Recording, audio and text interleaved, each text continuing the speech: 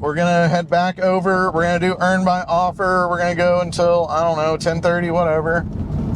We'll see what happens, but here we go.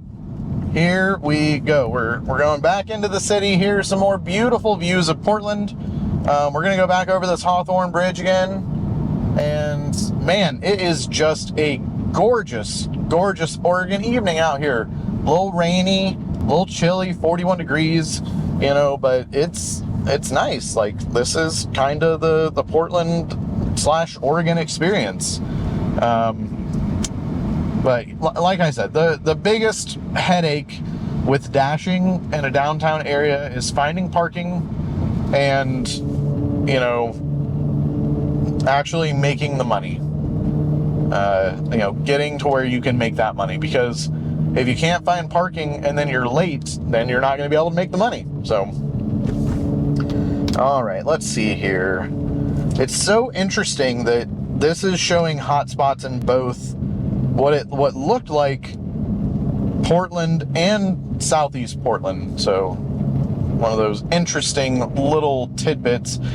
By the way, I watched Dashing Across America. If you guys haven't checked out Chuck's channel yet, he is amazing. Like, I cannot tell you, Chuck, how awesome I think that your channel is. Like, you are killing it, bro. And the fact that the fact that you get daily uploads the day that you get done with the dash is just crazy to me, man. So kudos and props to you. I know that OJ, I don't know where I'm going here. I guess that I have to turn left. I don't know. But I guess that OJ was one of the folks that dashes here in Portland. Shout out to OJ. But what I wanted to say is that Chuck, that does Dashing Across America, I really, really admire the way that you do what you do, man. You're so positive. You're a great asset to the dashing community. And, you know, I want to be more like you. I want to do better in my dashing adventure. So, you know, we're going to go out here. We're going to dash for a little while longer. We're going to see if we can get any better orders, but I'm going to cut off here. It looks like my batteries are dying, so I'll see you in the next clip whenever we get another order. Picking up from this poke bar. We made that drop off. Quick $8.25, pretty easy. I was actually able to find a decent parking space and took a quick minute to change out the battery. So hope that y'all can see me. Sorry about the bad camera work there. If the thing was in the shot, I'm really hoping that it wasn't in the shot the entire time. I guess I can edit it out. If it was indeed in the shop, I can't see anything. Okay, we made it.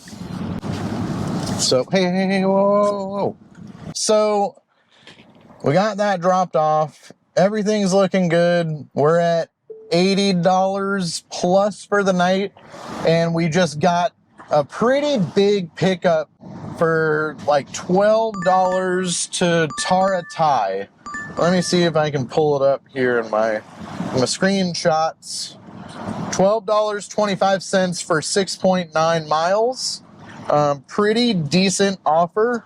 So yeah, we're doing it. We're going to wherever it is that we're going to. It looked like south area of Portland, maybe, if I'm looking at the map right. I really can't tell, to be honest with you guys. I have no idea where I'm at, what I'm doing. Really don't even know who I am half the time. So we're almost there, though. We're going to pick it up in about 2 minutes, it says. And yeah, the dash in Portland continues. Everything is going as expected, minus.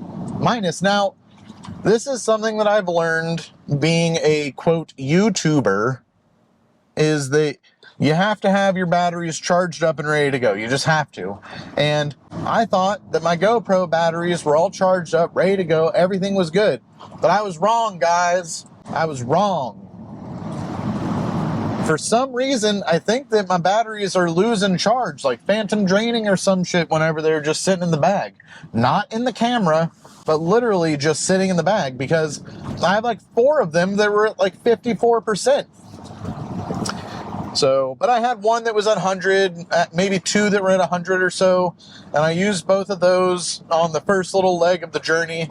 So, you know, not horrible, but not great. Anyways, we're pulling up to this Taratai spot. And I'm going to see if I can find a parking spot. It's already looking like it's going to be a bit of an issue to figure out good parking. So wish me luck, and I'll see you after we get this pole picked up in the next clip. Oh, wait, look at that. There's actually parking right here for us. We're just going to go ahead and mosey our way in to this here parking spot and call it what it is, which is a successful park. Don't hit that Subaru Camry. Oh God, don't scratch the rims either. Okay, all right, we're here. We're gonna go ahead and get out the car, pick it up. I'll see you in a future clip. Just finished off that last order. Didn't really take that long. $12 something or another, something. And those houses were so beautiful. Like, I love, part of the reason that I like doing DoorDash is that I get to go and explore and see some crazy things. And like those houses over by where we just dropped off, that little like neighborhood area thing, like those houses were amazing. So thank you to Alyssa. I hope that you enjoy your Thai food. And it was a pleasure delivering to you and getting to see that nice area over here in south-ish Portland. I don't know, like Raleigh Hills areas, I think, where I'm at. So, anywho, we're headed back over to Portland area, and it's giving me the option to switch zones, but we're not going to switch zones, guys. We're going to stay in Portland for a little while longer. I don't remember what the promo is or what it's when it's until, but let's see if we can figure this out here. So $250 until $929, and that's it. So we've got an opportunity to pick up one more decent order with a promo here in Portland. So fingers crossed. You know what? Should I just look and see if maybe we should just stay in Beaverton area? Because maybe that would be more lucrative. Southeast Portland, $1.50. T-Guard. Tigard, excuse me. $1.50. Okay. Feel like I'm getting... Okay, what about Beaverton? It's not showing anything for Beaverton, y'all. So we'll do this for a minute here. We'll get out of we'll get back into Portland. Hopefully do one more dash. I mean, you know, who knows?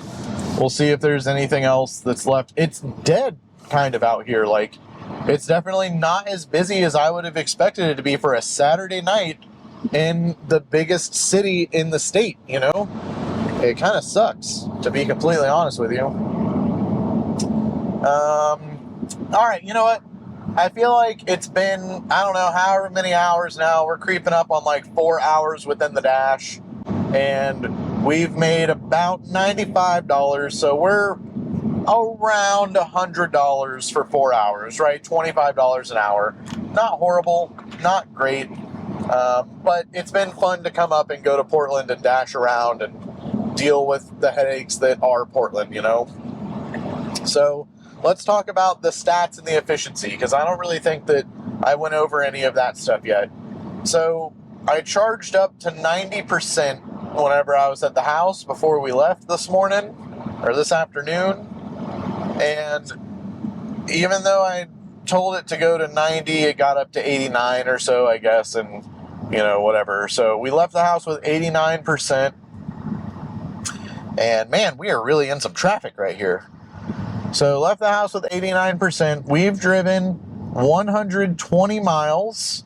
We've consumed 37 kilowatt hours. And our average watt hour per mile is 309 watt hour per mile. It is reading 39 degrees Fahrenheit out here on my on my computer, on my screen here, on my infotainment screen. So 39 degrees Fahrenheit. It's pretty chilly out there. Now, since I've been moving around and doing stuff, I feel pretty good, but it's wet. and cold, and I think that 309 watt-hour per mile is pretty darn okay for what it is that we're doing out here. You know, we got a Model 3 Performance, dual motor, and it just seems like everything is kind of going the way that... Oh, that's right. There's a wreck up here. Oh, boy, that's right. I forgot about that. Maybe I should pause this until we get out of this wreck area. Now, I don't know if I want to try and, like, scoot over here to this right lane or not, because we're on a corner, and I can't really tell if it's available or not. You know, I'll even show you guys. You can't see anything. Can't see anything because of the rain. I don't know how the Cybertruck owners are going to be able to use that rear view camera solely as their rear view mirror, because you can't see anything out of this whenever it's all wet and gross. All right, we're going for it. Woo! We got out of there, boys. We made it. So we're going to try and get away from all these party lights here and see if we can make our way to downtown Portland.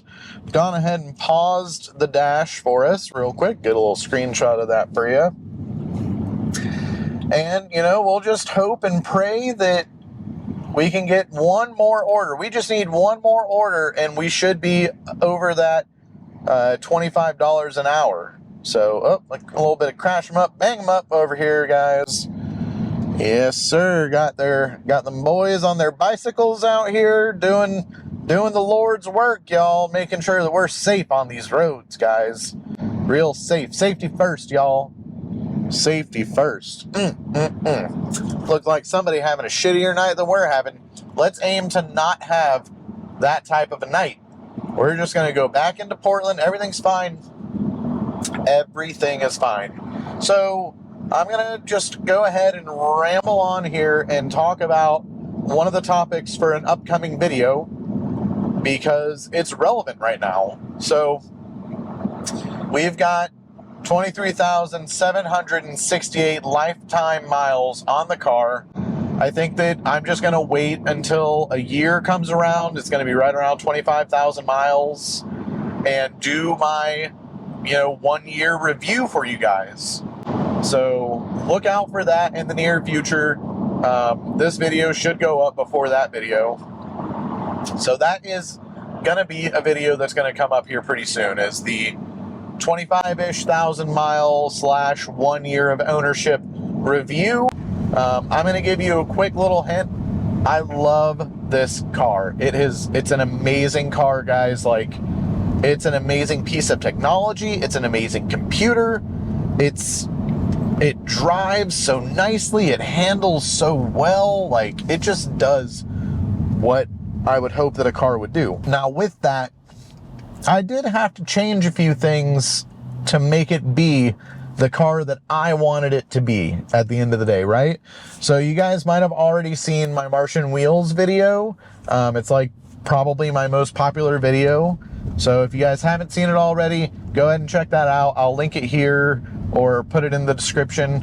I guess there are going to be a lot of links in the descriptions for this one. But I love my 18-inch Martian wheels, guys.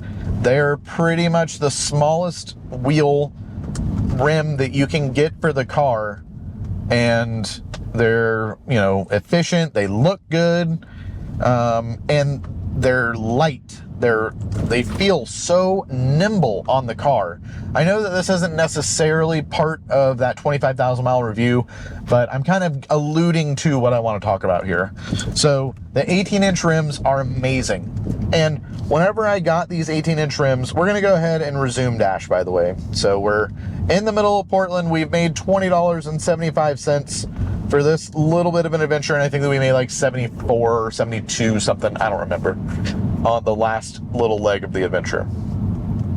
So anyways, whenever I got those wheels and tires, and again, please check out that video, but I got them with the Michelin Pilot Sport 4S tires, and those are good tires. Like, they're kind of the standard. I've noticed they used to come on the car standard for certain trims, for, you know, certain whatevers, and now they don't come on the car. They are just an aftermarket tire. So I went ahead and sprung for those the first go around whenever I got the Martians installed.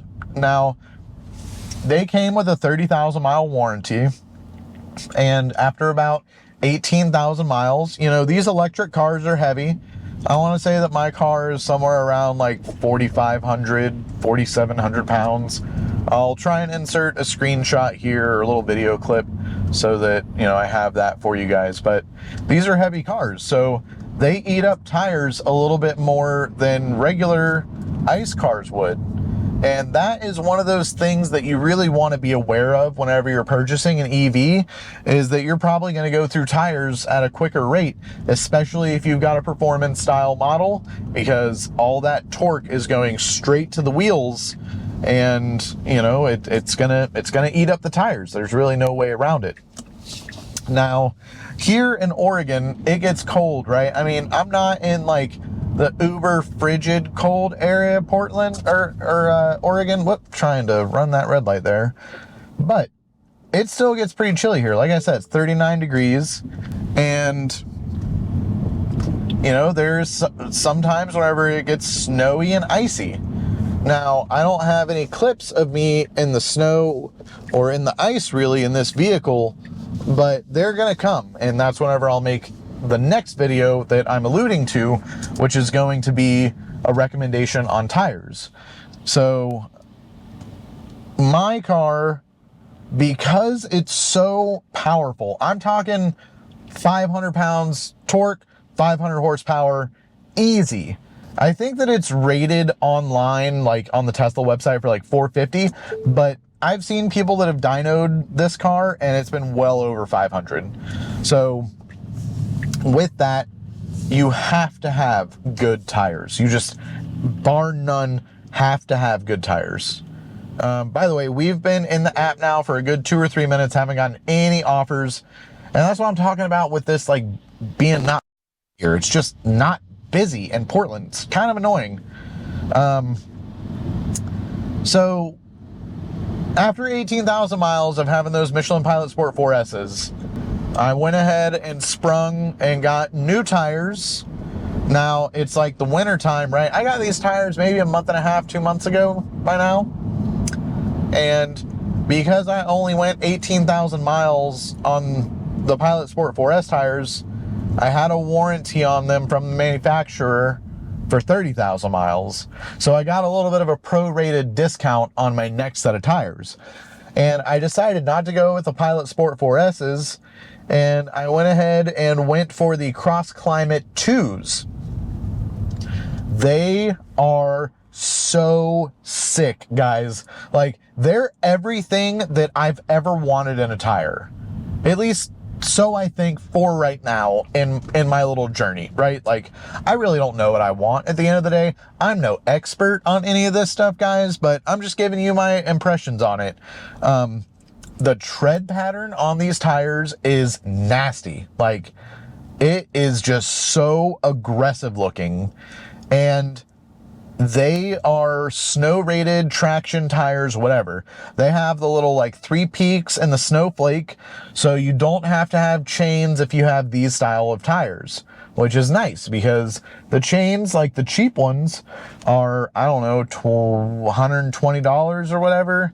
And if you don't use them, you can give them back to wherever you get them from. At least that was the way that Les Schwab did for me whenever I had the Prius and I went and got some chains. They were like socks, I think, is what I got. But these tires are just so nice. They're grippy. Like, in this car specifically, it will just rip. Like, it just goes, right?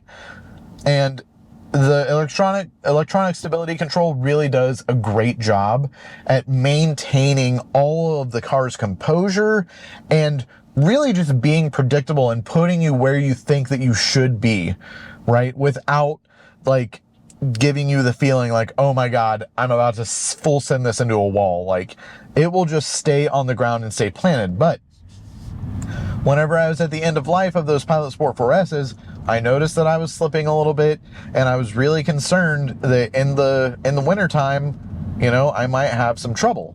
So anyways, went ahead and went for these Cross Climate 2s, and I really, really like them. You know, I don't want to give away all of my secrets, but they're a really, really amazing tire.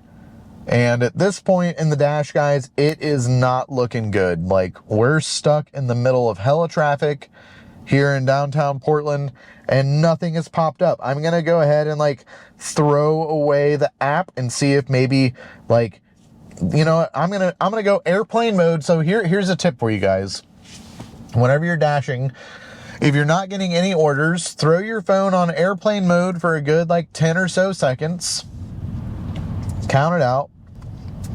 Throw it back on to your regular cellular, and then throw away the DoorDash app and pop it back open. That way that it kind of like resyncs with all the towers and will hopefully give you another order. Now, I'm not gonna say that this actually does anything because I don't know. It probably doesn't do anything, but it makes me feel better. I'm pretty sure that that was an illegal U-turn, bro. But it makes me feel better, and I think that, you know, it does help. So, all right, we're gonna go up here and turn left onto Burnside. We're getting through this light. Sorry, not sorry. We're gonna turn left onto like Burnside around here and see if we can get back into Portland. Ooh, R1S. Nope, R1T. Damn, nice R1T, big dog. Nice. And, you know, we've got 15 minutes for this $2.50 peak pay to still be a thing. So we need to get an order in the next fit. There's the Portland sign, y'all. I need to get out and do a video on near here. Look at that, guys. It's beautiful. Good old Portland, Oregon sign. You know, if I'm not mistaken, and I'll do my best to correct myself if I'm wrong, but I think that that is a privately owned sign, and that they were trying to do something to like charge the city for that sign. I'm not 100% sure, but if I remember correctly, there is some controversy on that sign because it's privately owned. So, all right, we're going under Burnside here, so I guess I can't take a left on Burnside. Can I take a left on Couch? Nope, can't take a left on Couch. Okay, no worries, that's fine. We'll go up here and we'll take a left somewhere. We'll find us, there we go, we can take a left on Davis right here.